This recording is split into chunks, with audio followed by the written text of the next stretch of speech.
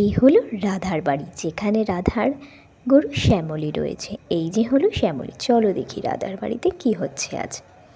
হাম্বা হাম্বা হাম্বা হাম্বা হাম্বা হাম্বা হাম্বা হাম্বা হাম্বা হাম্বা হাম্বা হাম্বা হাম্বা হাম্বা হাম্বা হাম্বা কি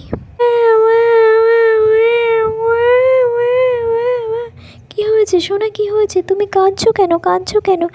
আরে শ্যামলী ডাকলো। শ্যামলীটাও ডাকছে, আমার ছেলেটা উঠে গেছে। আহারে, দুজনেই ছোট, তাই না? দাঁড়া শ্যামলী, আমি আসছি, তোর ভাইকে আগে শান্ত করি। দিদি তুমি ছুটে এসেছো? দেখো ছেলে উঠে গেছে। ও হো হো হো, সোনা আমার উঠে গেছে। আসলে শ্যামলীটা ডাকছে, মনে হচ্ছে বাইরে ঝড় উঠবে রে, সেই জন্যই ও ডাকছে এত। যা বোন, তুই একটু শ্যামলীর কাছে গিয়ে দেখ ও এত ডাকছে কেন। হ্যাঁ হ্যাঁ দিদি, আমি যাচ্ছি। দেখি শ্যামলী এত ডাকছে কেন। নতুন জায়গায় এসেছে বলে কথা, ওরও তো একটু অন্যরকম লাগে না? ছেলেটা উঠে গেছে, তুমি ওকে দেখো দিদি, আমি শ্যামলীর কাছে যাই।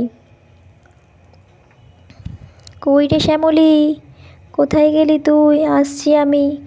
এই তো এ কি, শ্যামলী তো নেই।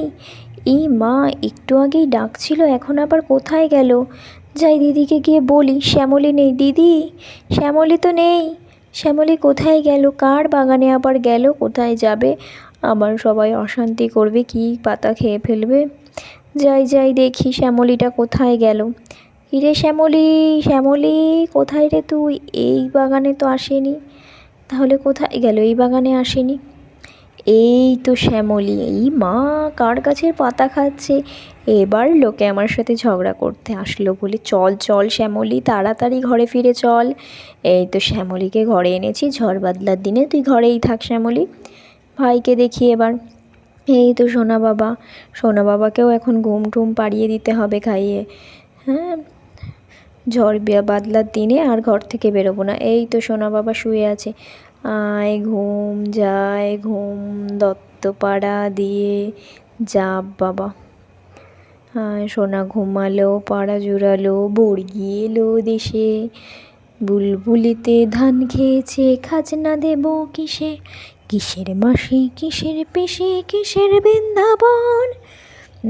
বাবা ঘুমাই। তো ঘুমিয়ে পড়েছে সোনা আমার। বাবা ঘুমাও বাবা।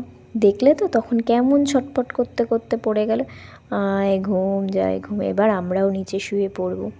আসলে বিছানায় এতজনের জায়গা হয় না, আমি আর দিদি নিচেই ঘুমিয়ে পড়ব। আয় দিদি, তুইও শুয়ে পড়, সন্ধে সন্ধে হয়ে গেছে। আজ আমরা সন্ধেবেলাতেই শুয়ে পড়ছি। গ্রামে দিকে সেরকম কোনো লোকজন থাকে না তো, আর এই ঝড় বাদলার দিনে কোথায় কি বিপদ আপদ হয়, তার থেকে বাবা আমরা শুয়েই থাকি ঘরে। দরজা দিয়ে গাইটাকেও ভালোভাবে রেখে এসেছি। এই তো ফ্যানটাও ফিট করে নিলাম, এটা চার্জার ফ্যান, এটা চলবে। তোমরা যদি আমার ভিডিওটি ভালো লাগে অবশ্যই সাবস্ক্রাইব করো ছোট্ট বন্ধুরা। আর রাধাকে তোমার কেমন লাগছে অবশ্যই জানিও। আর ছোট্ট পৃথ্বীরাজের জন্য কিন্তু একটা লাইক চাই।